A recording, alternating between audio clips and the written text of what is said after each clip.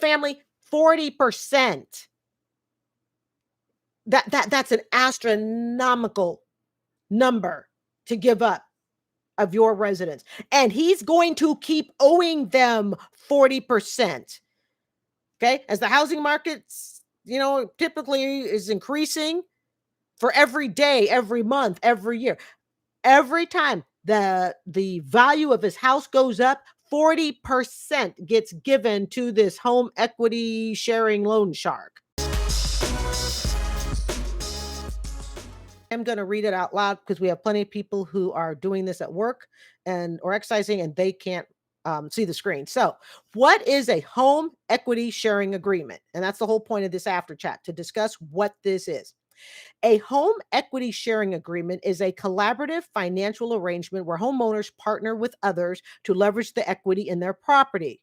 The others, I'm assuming, being investors or more so companies. I like to look at them as loan sharks, but I digress.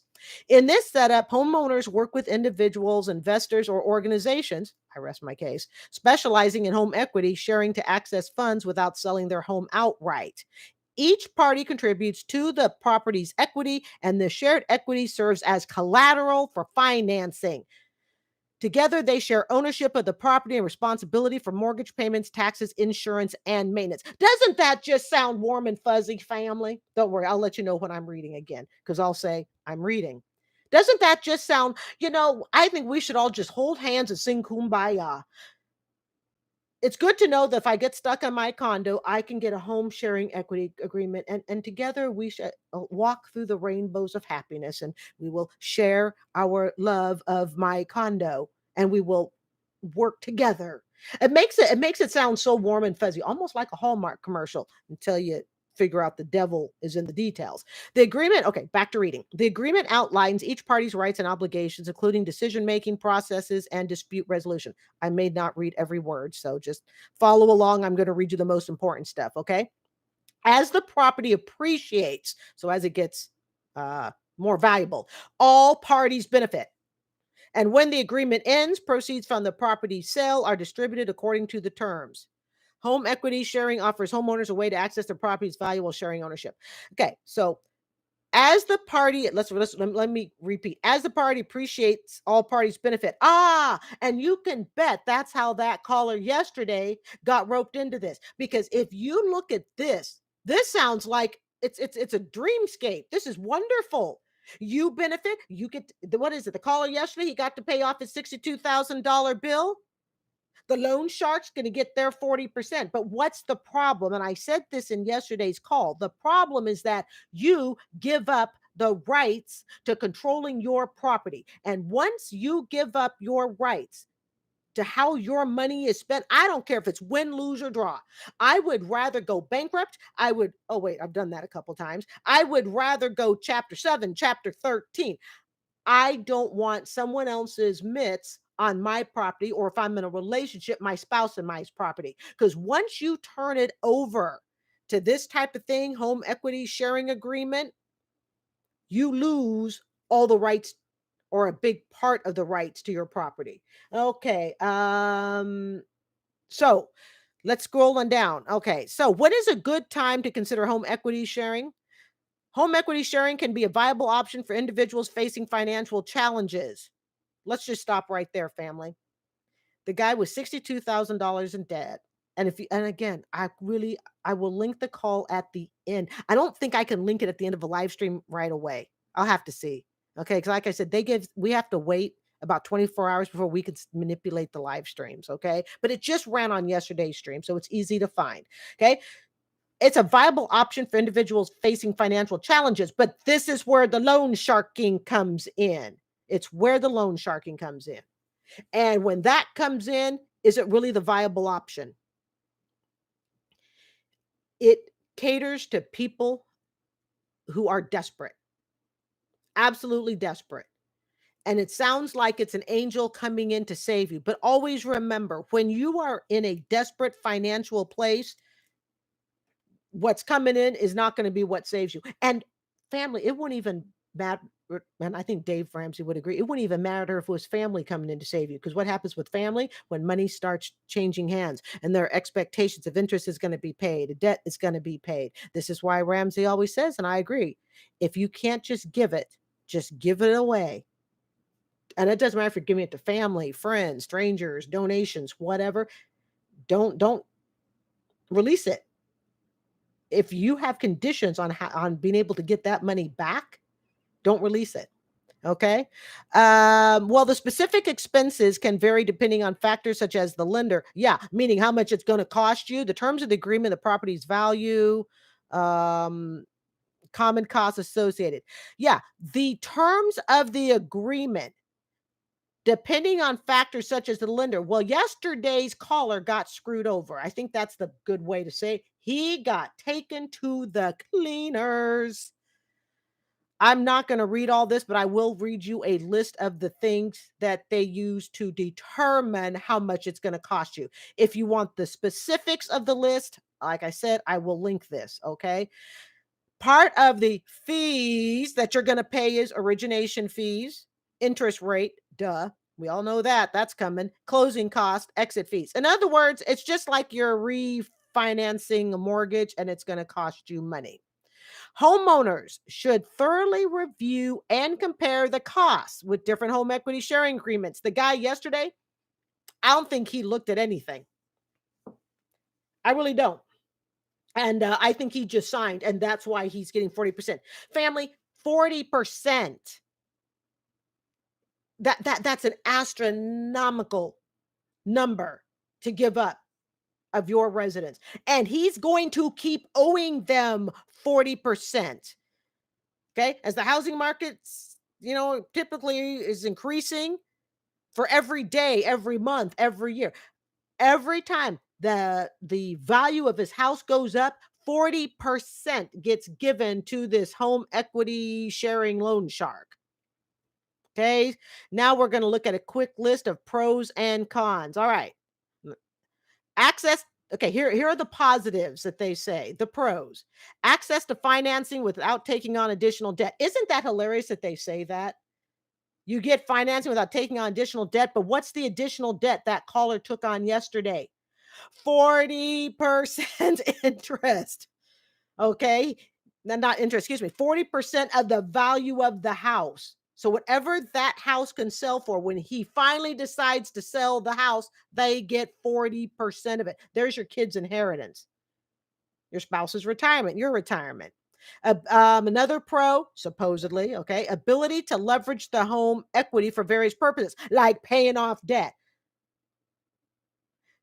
I added in the paying off debt part. Another pro, shared financial responsibility and risk. That is a bunch of bull, you know what? I you gotta approach this stuff, folks, and really understand that they're trying to make crap smell like roses. Just calling it as it is. Okay. Um, Jamie says, yes, this is new for her too. I think it's new to a lot of people. Oh, Karen's working. And listen, Karen, what are you doing working this late? Hopefully you're not on East Coast time. Okay. But we're proud of you, Karen. We're proud of you. Jamie and I, we're relaxing for you, girlfriend. Okay. But you can relax later. All right. So we're proud of you for working. Let's see here. So when it says shared financial responsibility and risk, you got to read between the lines.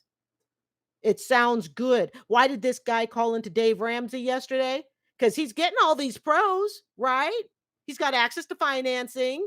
He's leveraging the house. It's shared financial responsibility. Why did he call Dave Ramsey so upset and depressed yesterday? Yeah, because this sounds good, but the devil is in the details. It's like he took the 62,000 and realized, oh my God, you know what? I now have to give them 40% of everything. Um, let's see. The other is potential for increased borrowing power. How do you have increased borrowing power when you've just turned over, in his case, 40% of the equity? How does that increase your borrowing power?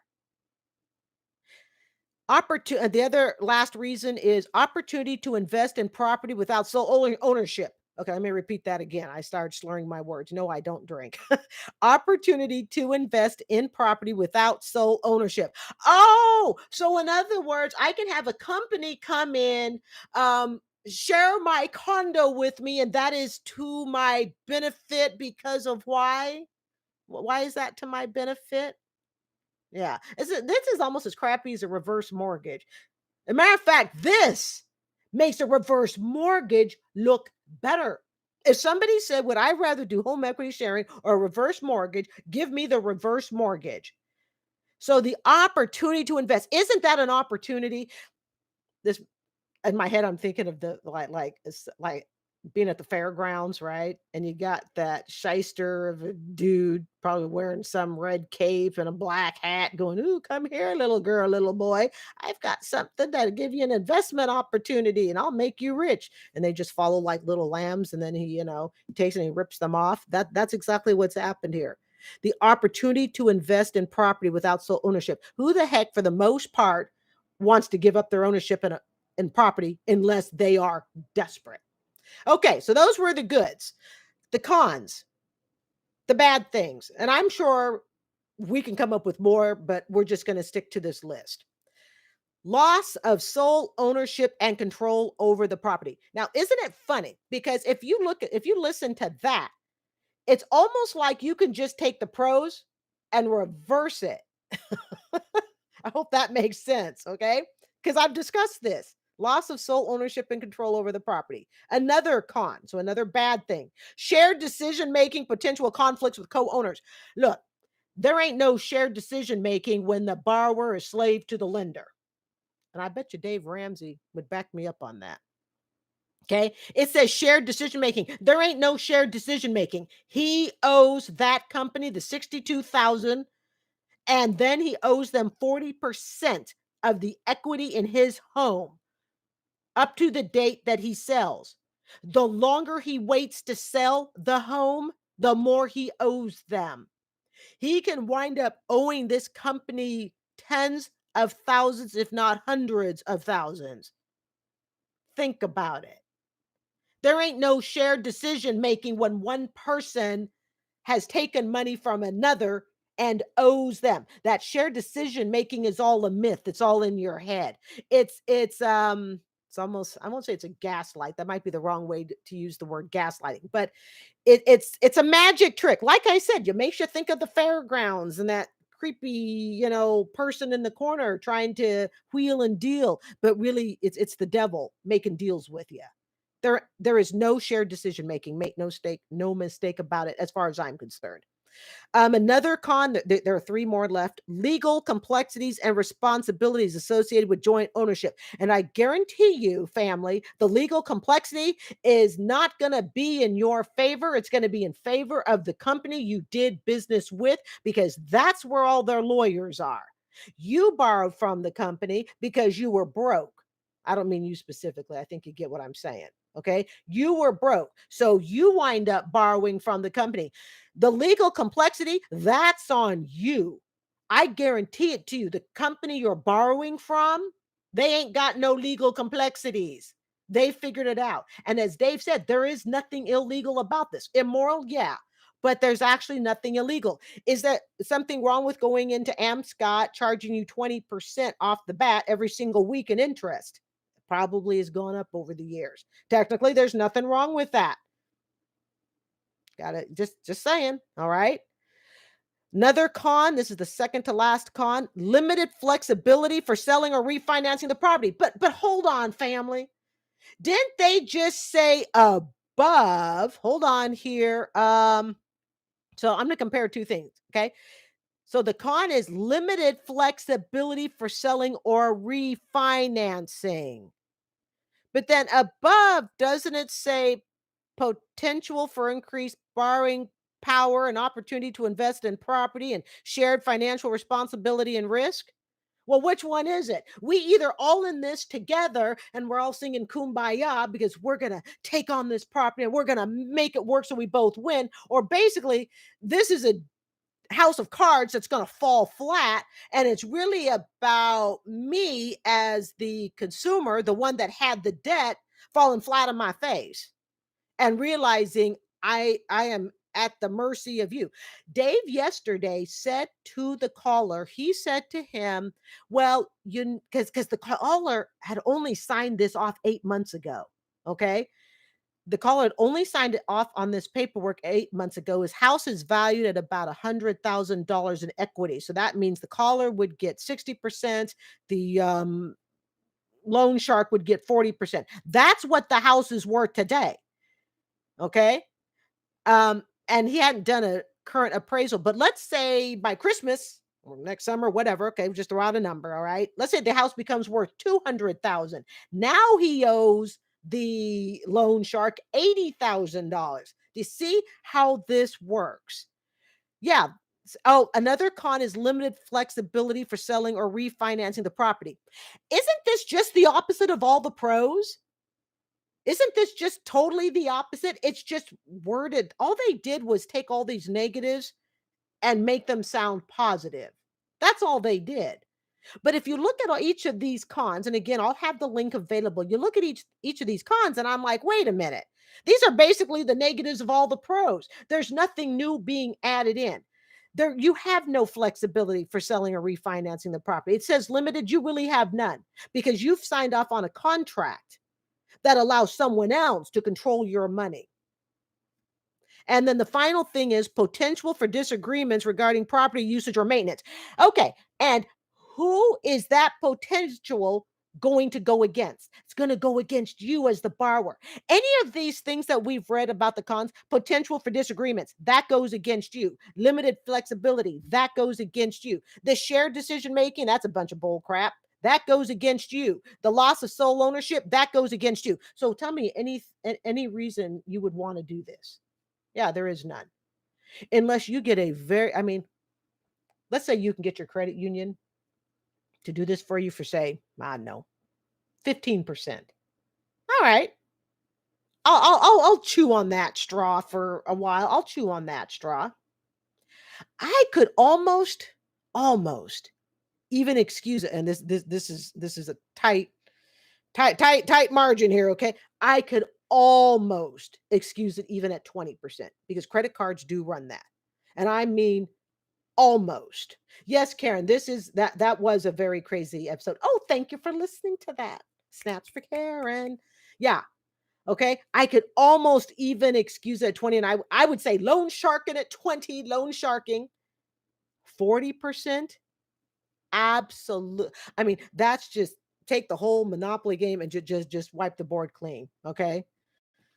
All right. So those were the cons. And then there's just one couple of quick other things I wanted to skim along here that I wanted to share with you. It says in black letters, okay, consider the lender's reputation and credibility when examining their track record and customer reviews. That caller did not do that yesterday. Did he, Karen or Jamie? Nope, that caller did not do that. Consider the lender's reputation and credibility. Okay, let's see. Frequently asked questions, and then we are almost done here. Okay, frequently asked questions. Can I qualify? This is the question. Can I qualify for a home equity sharing agreement if I have bad credit? Family, you already know the answer on the count of three. 1, 2, 3. No. Oh, wait. Yes, I screwed that up. 1, 2, 3. Yes, yes, you can qualify for home equity sharing agreement if you have bad credit. We know that from yesterday's call. Okay, as a matter of fact, when I was researching this today, all of the 5 minutes of researching I did, hey, come on, guys, all I did was just type it in. You can have a credit score in the mid 500s. And get this, like I said, this is Amscot, this is Capital One, this is Providian, Loan Sharkin. You could have a matter of fact, one website I read, don't ask me to quote it, just trust that I looked, okay? I saw as low as 500, which I think is about as low of a credit score as you can get. But most of them said you can start at 550. As far as 600 to 700 credit scores, you're in. You're in. And if you're at 800 credit score, you could probably become a loan sharker yourself. These are red flags. Anything that says, hey, we'll help you, and you have a 550 credit score, okay? Anything, as far as I'm concerned, when they start triggering at the 500 range, that's when you go, no way, stay away. Um, Two other FAQs, frequently asked questions that are left. What happens if one of the coworkers wants to sell their share of the property? So, excuse me, co-owners. What happens if one of the co-owners wants to sell? Here is their answer. The process for selling a share of a property in a home equity sharing agreement typically depends on the contract. It may involve getting consent from other co-owners or adhering to specific procedures. Now, I can add to this because, like I said, I looked this up on a few websites earlier. I just like this one the best. Part of the reason there can be a conflict if you want to sell the property. So let's say the guy says, "Hey, you know what?" The caller yesterday says, "Hey, you know what? I'm going to sell the property." Well, the problem is the company invested in his property and the company wants a huge return on their investment. Duh. The company doesn't want him to sell. They may want him to hold it for 10, 20 years.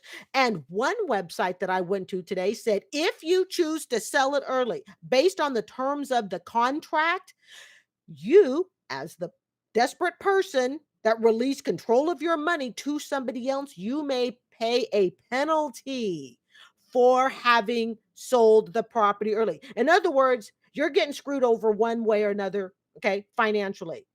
So it may be that the contract said you must hold on to the property for 5 years, and you're like, you know what? I just want the bejesus out of this deal. Fine. You can go ahead and sell it at 2 years, but now you don't owe us 40%. I'm just throwing out a number, okay? You owe us 50, 55% because we have to make up for what we believe we would have made if you had held that property for 5 years. When people want to complain that I leased a car for 5 years, ain't nobody got no right to complain at this point. All right. And then the final frequently asked question is, let's see, hold on here.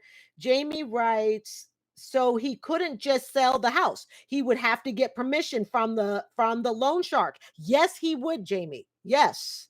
You're absolutely right, girlfriend. He has to get permission. And again, just like they said here, it is the contract that determines everything. The contract will determine if the caller can sell it. This is why when Dave yesterday was saying stuff like, "Oh, we can just ask the loan shark." Sorry, that's how this type of stuff is being referred to on the family channel. Okay, it's the loan shark. Yeah, he actually has to get permission from the loan shark to change the contract. And that's why when Dave was saying yesterday, well, just ask him and beg. No, the loan shark ain't going to do that. The loan shark doesn't need to do that. They have the power. They have the control. They understand that they are working with someone who has no money. So the loan shark don't need to change the terms of the contract. And he's not going to change the terms of the contract or the company. It's most likely a company he's got. Okay. And then the final thing is, are there tax implications associated with home equity sharing? Home equity, this is the answer. Home equity sharing arrangements can have tax implications, particularly regarding capital gains tax and property tax. It's advisable to consult with the tax advisor or financial blah, blah, blah. People, this has been fun.